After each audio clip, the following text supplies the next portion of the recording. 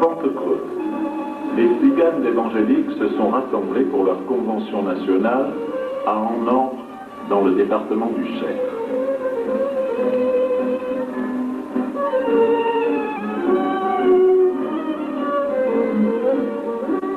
Tout de suite, nous avons recueilli des témoignages.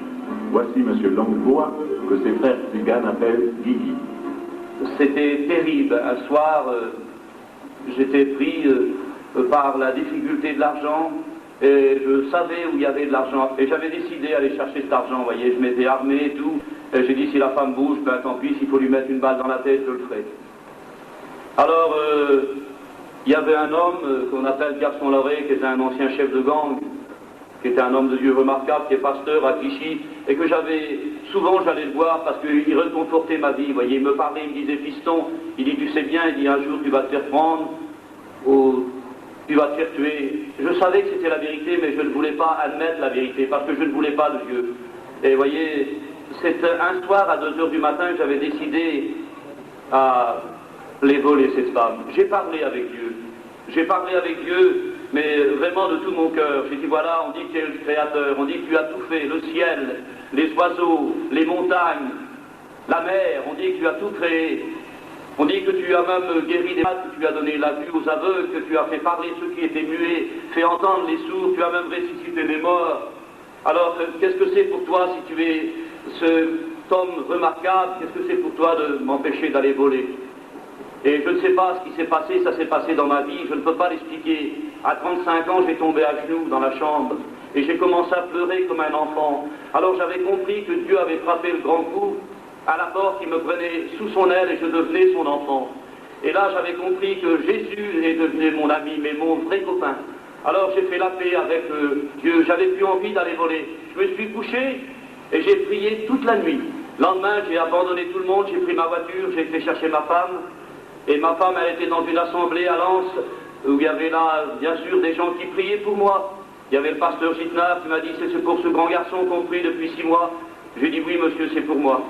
Alors, c'est là que j'ai fait la paix avec le Seigneur. Ils ont prié pour nous, pour moi et ma femme. Et j'ai commencé, mais tout de suite, j'ai été appelé, vous voyez, au ministère. Dieu m'a appelé à prêcher l'évangile parmi ce monde de la drogue, le monde délinquant, drogué, et puis parmi les adultères. Moi qui étais une fripouille, un bandit, Dieu a fait de moi d'abord son enfant, et je suis serviteur de Dieu. Et mon désir, c'est d'aller par tout le monde, prêcher l'évangile. Maintenant, il y a une œuvre à tout coin, et des frères ont pris cette œuvre en main qui chemine, place Albert Thomas à tout coin. Et maintenant, je m'en vais à Marseille avec l'aide de Dieu, pour essayer aussi là-bas de contacter de cette jeunesse perdue du monde de la drogue. Et Dieu m'a appelé dans ce travail. Que Dieu bénisse maintenant. Amen.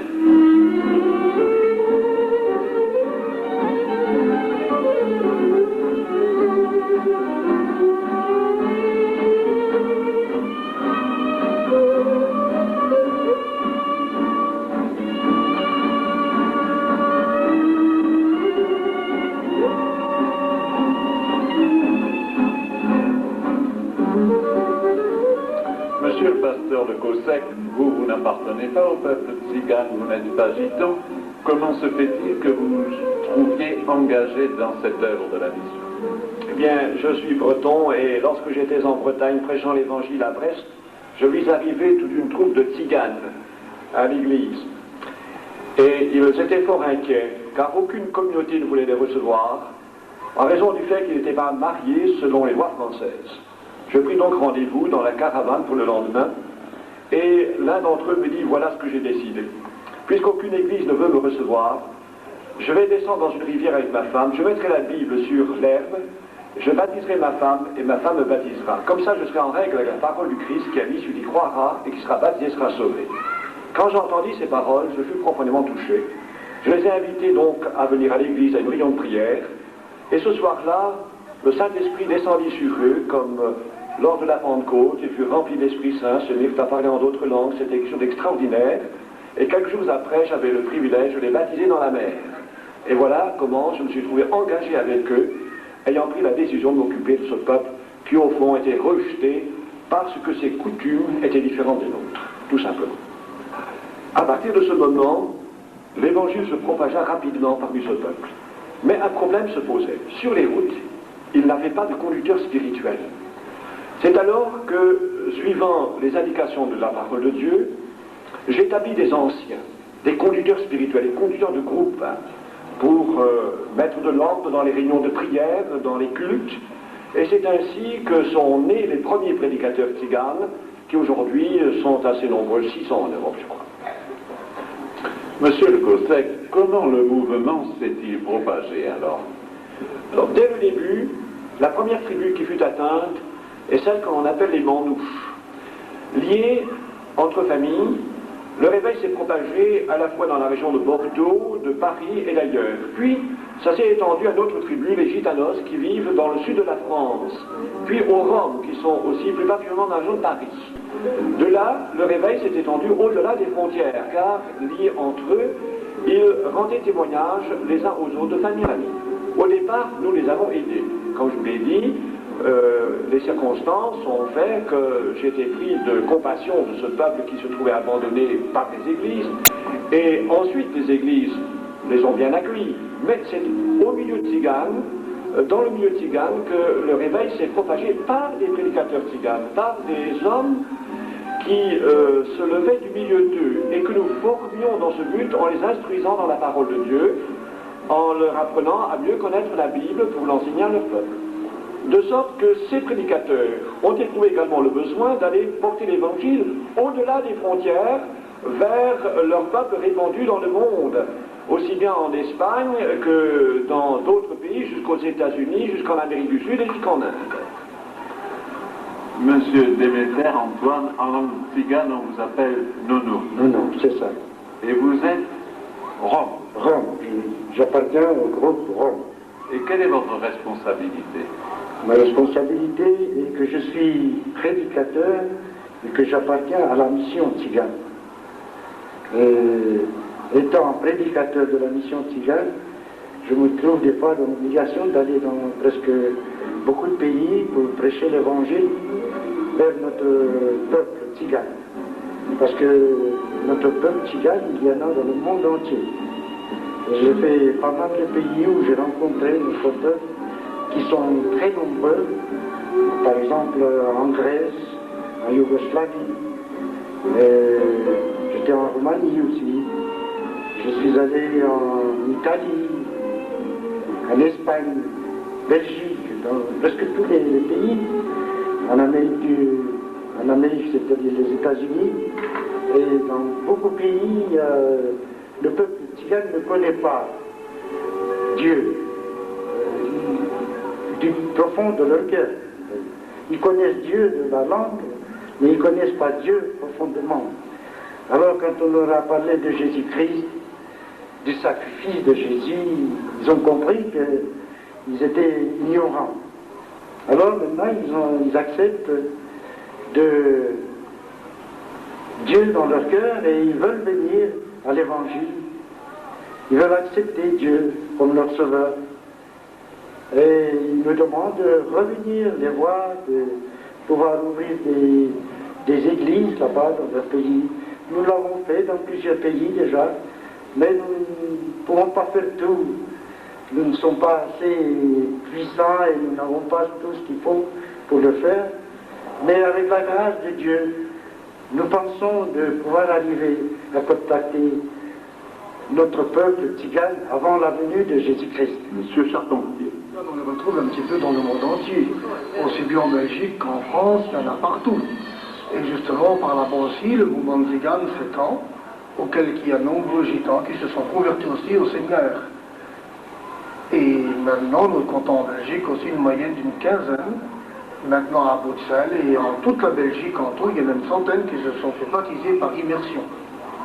Et ces communautés sont sédentaires, nomades, comment ça se présente? Non, il y en a sédentaires, parce qu'il y a beaucoup de gitans sédentaires, et il y en a aussi qui sont nomades, qui voyagent beaucoup dans toute la Belgique.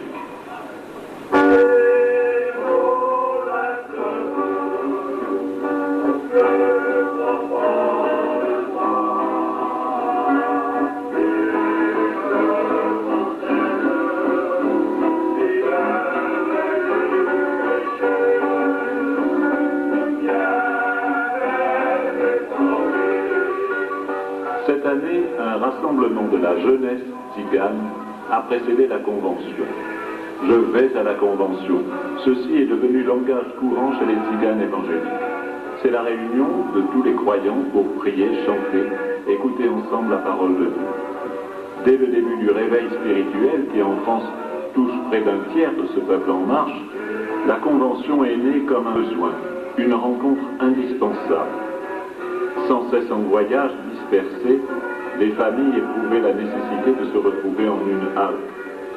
Les tziganes ont acheté de leur propre denier ce domaine, les touris dans le Cher, où ils amènent les amis, les membres de la famille qui ne sont pas encore convertis. Et d'année en année, il y a de plus en plus de participants. Vous vous rappelez tous ces serpents qui étaient venus un jour, ils étaient dans le désert. Les tziganes comptent de vieux et solides amis. Depuis 25 ans, le pasteur Kenneth Soir anime des rencontres comme celle-ci. Et ils piquaient tout le monde, et tous ceux qui étaient piqués, ils mouraient. Tous ces serpents piquaient le peuple, et tous ceux qui étaient piqués, la Bible nous dit qu'ils mouraient. Alors Moïse, il a prié Dieu. Et il a demandé à Dieu, aide-moi à délivrer le peuple. La mission compte un conseil de direction dont vous faites partie, M. Martin. Qu'est-ce que c'est? Eh bien, le conseil de direction, c'est la responsabilité de 5 hommes pour le moment, puisque disons que notre conseil de direction est limité à 5 hommes aujourd'hui, et peut-être que dans quelques temps, nous serons obligés d'augmenter, étant donné que la mission prend de l'extension chaque année. Mais le conseil de direction a la mission de diriger la mission dans son ensemble, sur le plan national, bien sûr. Le conseil de direction, dont nous avons le président, M. Meyer, moi-même qui est secrétaire national, plus 3 membres du conseil de direction, qui ont différentes responsabilités, différentes charges dans la mission. Et alors, nous avons sur le plan national à diriger les conventions, les missions que nous faisons, pas seulement ici, dans notre propriété, mais dans toute la France. Alors c'est notre responsabilité, veiller aussi sur nos prédicateurs, qui sont au nombre de 240 jusqu'à présent, pour diriger cette grande mission, bien sûr, le conseil de direction a bien un lourd fardeau. Monsieur Jiménez, vous avez des responsabilités, vous, dans le sud-ouest surtout. Oui, mais en tant que gitan espagnol, j'ai des responsabilités. Je suis au conseil, j'ai des responsabilités dans le sud-ouest, mais aussi, ça s'étend sur toute la France. Je m'occupe surtout du peuple dit le gitan espagnol. Il y a plusieurs églises maintenant dans le sud-ouest, et il y en a dans le midi, il y en a un peu dans toute la France. Je m'occupe aussi de la bonne marche de l'église et à veiller à ce que la parole de Dieu soit toujours annoncée telle qu'elle est écrite, afin qu'il n'y ait pas d'erreur. Et M. Reynard, Ben, en tant que conseil de direction, on est appelé à s'occuper sur tout le plan français, surtout aussi de nos prédicateurs qui sont éparpillés dans toute la France, parce qu'avec le conseil de direction, nous avons aussi 240 prédicateurs. Et ces prédicateurs ont besoin de soutien, surtout dans la vie spirituelle. Et nous s'efforçons avec beaucoup d'amour d'aider nos prédicateurs dans cette grande œuvre qu'il y a en tant qu'en France et en tant qu'à l'étranger. Et pour nous, c'est une joie de le faire. Bien sûr, dans le conseil de direction, nous avons des fois pas toutes les joies, parce que nous avons bien des difficultés aussi qui se présentent, mais avec le Seigneur, nous ne craignons rien, il aplanit toutes choses. Et moi, en tant que manouche, ayant été élevé avec les manouches, je comprends qu'est-ce que c'est que la difficulté des manouches. Et j'essaye, avec le peu de capacité que j'ai, et avec la grâce de Dieu, j'essaye de les conduire dans la vie spirituelle. Monsieur Ferré. Quand j'ai commencé à prêcher l'évangile, c'était surtout par un besoin spirituel. Le besoin spirituel du peuple tzigane qui ne connaissait pas la vérité. Pour moi, j'avais reçu l'évangile comme une révélation par la prédication, évidemment, des autres tziganes qui m'ont parlé de Jésus. Je me suis donc converti, je fus baptisé du Saint-Esprit. Et depuis là, sans me convaincre que j'avais reçu un ministère quelconque, j'ai commencé à contacter mes frères pour parler de l'amour de Jésus parce que je sentais qu'ils en avaient besoin. Disons que c'est un peuple quand même assez sensible, surtout aux choses religieuses. Quand on leur parle de l'Évangile, on vous écoute bravement. Sur le plan social, alors simplement, qu'est-ce que c'est que être tzigane en France aujourd'hui? Le tzigane est français. Il a la nationalité française. Mais il est néanmoins en marge dans le sens qu'il a ses propres coutumes, sa propre vie, ses propres lois, et il reste tzigane. Ils se marient entre eux, ils vivent entre eux, ils se connaissent entre eux, ils sont dans des quartiers où ils se rassemblent entre eux, comme à Perpignan, à Bordeaux ou ailleurs. Et le peuple tzigane, donc, voyage aussi pour une partie d'entre eux et sont toujours à côté des villages. Et se posent des problèmes sociaux, à la fois pour l'accueil des tziganes dans les communes, concernant les terrains de stationnement. Des problèmes sociaux aussi se posent en ce qui concerne le travail. Le rattachement à une commune est obligatoire maintenant pour le paiement des impôts, pour le service militaire, etc. Et alors, il y a un problème social qui n'est pas encore solutionné, c'est le fait qu'ils possèdent des livrets de circulation, des carnets de circulation dont le numéro spécial est porté sur la carte d'identité ou sur le passeport, ce qui constitue un gros inconvénient. Par exemple, pour le passage dans les autres pays, notamment aux frontières, on a des ennuis à cause de ce problème.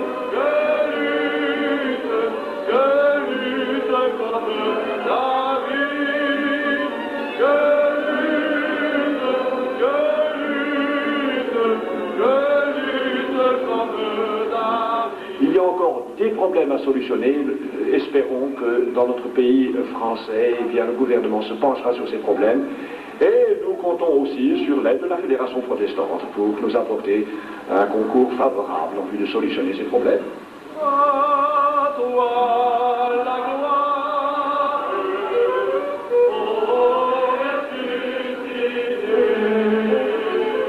À toi la gloire. La télé était là pour le culte retransmis en direct le dimanche de Pentecôte et qui se scellait sous un grand chapiteau.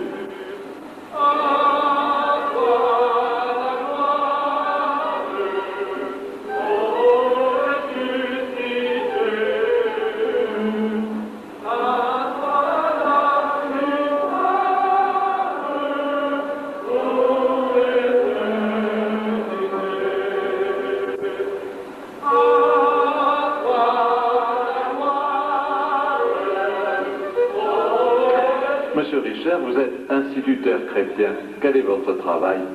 Eh bien, il s'agit donc avec cette caravane école de suivre les groupes de tziganes, les groupes de familles, pendant un minimum de 4 à 5 mois, pour amener les enfants au niveau de la lecture courante. Parce que le gros problème actuellement, c'est l'analphabétisme. Malgré les réformes, disons, théoriques, ça n'a pas évolué beaucoup dans les dernières années. Alors le gros problème, donc, c'est de pouvoir apprendre à ces enfants à lire, à cause de toutes les contraintes sociales actuelles, donc. Et puis dans le cadre de la mission évangélique, donc, il y a un gros intérêt, une grosse motivation, c'est la lecture de la Bible. Alors les enfants veulent absolument apprendre à lire aussi, parce qu'ils voient les grands qui lisent la Bible, et ils ont envie aussi d'apprendre à lire la Bible. Mais il faudrait que vous puissiez être plus nombreux. Oui, en effet, oui, une seule caravane, c'est insuffisant. Ça fait 5 ans qu'elle tourne avec les tziganes, et au début, c'était une classe expérimentale. Alors, elle est passée dans les mœurs actuellement, elle a été acceptée. Mais évidemment, il en faudrait beaucoup plus, beaucoup plus. Quoique les résultats sont tout de même supérieurs à ce qu'on pourrait attendre, parce que en quelquefois 4 mois, on peut faire une rotation dans un groupe, et puis apprendre à lire aux enfants, et puis ensuite prendre un autre groupe. Donc ça va assez vite. Le programme n'est pas très vaste, c'est très limité comme ambition, donc apprentissage de lecture courante, c'est tout.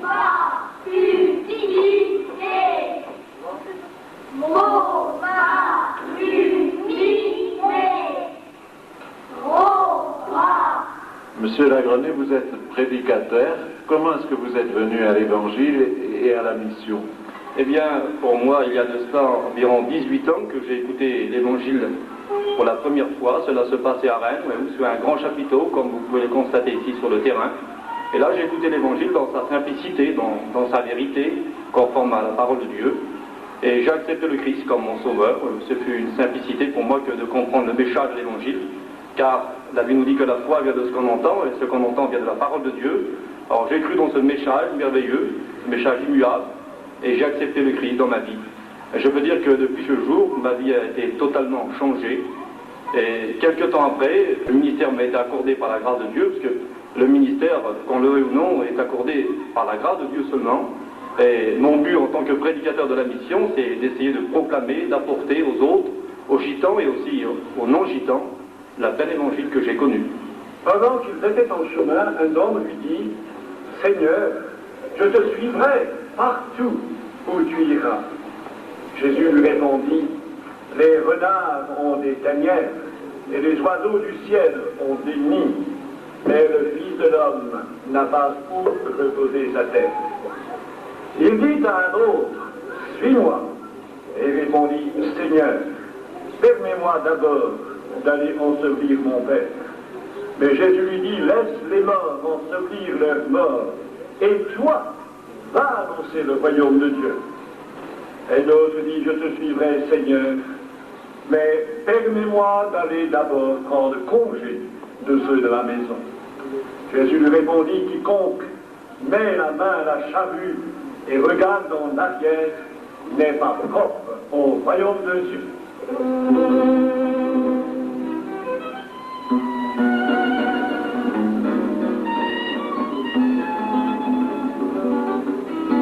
Oui, plusieurs familles qui tiennent des cirques sont aussi converties et viennent à la convention avec leur ménagerie.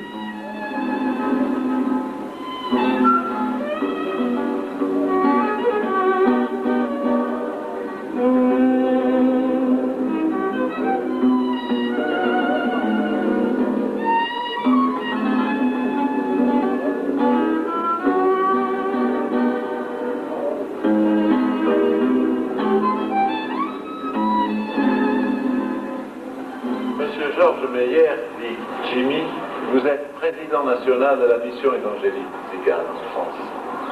Quelle est cette œuvre? Eh bien, c'est avant tout une œuvre dont le fondement est spirituel, puisque nous sommes revenus, depuis que le travail a été fait depuis 25 ans, aux sources de l'Évangile. Et nous essayons de cadrer notre vie, tout en restant le tzigane que nous sommes, mais néanmoins à partir des données de la Bible. Nous sommes des chrétiens, dans le sens du mot, selon la parole de Dieu. Sans étiquette particulière, néanmoins de titre, mais nous voulons vivre notre foi, très simplement, comme le gitan d'ailleurs c'est être simple, de toute façon il ne peut pas être autre chose que ce qu'il est, mais parmi nous plusieurs sont venus, des centaines, des milliers, à cette pratique de foi chrétienne, évangélique, à partir de ce que la Bible enseigne. La Bible dit quelque chose au peuple tzigane. Exactement. Le gitan, autrefois, et dans tous les temps, et dans toutes les nations du monde, est quand même à fond religieux. Il a une dévotion particulière. C'est ce qui fait aller dans les pèlerinages à travers la France et même dans le monde. Mais si vous voulez, sa croyance est un peu superstitieuse, même mystique. Très peu avait de réelle foi. Aujourd'hui, on a une réelle foi basée sur quelque chose de solide, dont le fondement est le Christ Jésus, notre Sauveur. Nous avons trouvé quelque chose de véritable, et quelque chose qui a changé la vie du gitan, et c'est cela qui met la note de vérité dans notre foi que nous avons. Ce n'est pas altérer la personnalité du peuple gitan que de lui apporter l'évangile comme ça. Ce n'est pas le récupérer, je dirais. Non, bien sûr que non. Bien sûr, il faut aussi dire que l'évangile, automatiquement, elle nous met devant la situation et devant la vérité des temps où nous vivons. Alors, par ce moyen, nos yeux se sont ouverts, la majorité de nos gens en particulier, même ceux qui ne savent pas lire, ont pris intérêt à lire, à apprendre du moins, pour serait-ce lire l'évangile. Et de ce fait, une évolution se fait, une amélioration sur le plan social. Mais ça ne change en aucun cas la vie du gitan. Le gitan reste gitan, mais avec une foi renouvelée, vivante en Jésus-Christ.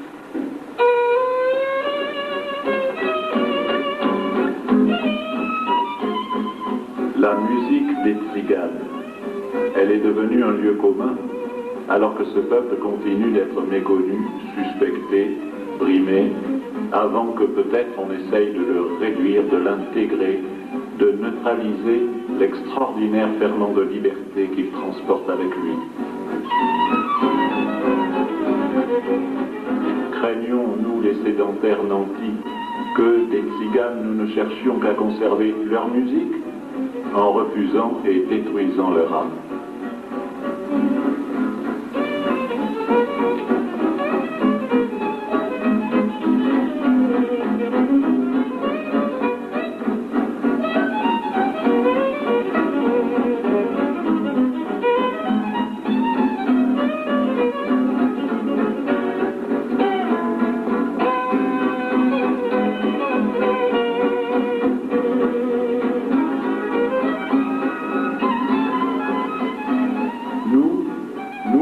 C'est-à-dire les non-tziganes. Nous, les gadgets de présence protestante, qui étions venus, il faut bien le dire, avec une certaine réserve, une certaine timidité, parmi ces frères tout neufs et si mal connus, nous avons vu nos appréhensions emportées, balayées comme un fétu de paille, par l'accueil sain, chaleureux, généreux de ces hommes, de ces femmes, de ces enfants, que l'on appelle depuis des siècles de ce nom drôlement prophétique en ce jour de Pentecôte, où nous les rencontrions, les fils du vent.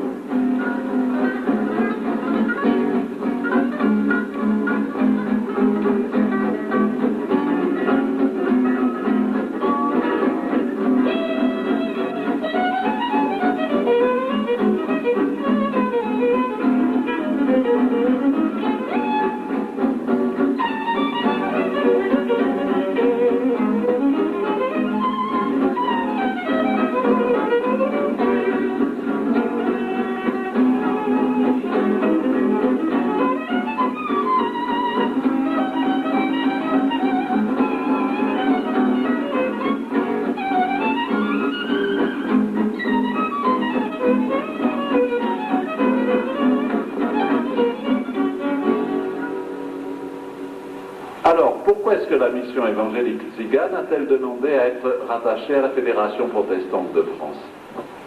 Le peuple tzigane constitue aujourd'hui en son sein une église, une grande église, puisque l'on compte en France 15 000 engagés dans la foi chrétienne, sans compter les jeunes et les enfants, ce qui fait un nombre important par rapport au nombre de tziganes vivant en France. Ils n'ont point voulu être considérés comme une secte, puisqu'ils sont au fond venus à la foi chrétienne et qu'ils sont convaincus d'appartenir à l'Église. Et ils ont éprouvé le besoin, à la fois, disons, pour se sécuriser, comme on dit, de se rattacher à la Fédération protestante, et aussi, étant donné le contexte social de notre pays, ce rattachement à la Fédération est pour eux une sorte, comment dirais-je, de force aussi spirituelle et sociale à la fois. Et ils se réjouissent beaucoup, justement, de trouver une grande famille, parce que pour eux, ils se sentent vraiment membres de l'Église de Jésus-Christ. Et ils sont ouverts à toutes les communautés évangéliques. À votre avis, est-ce que le gitan n'a pas quelque chose à apporter à ses frères chrétiens gadgets?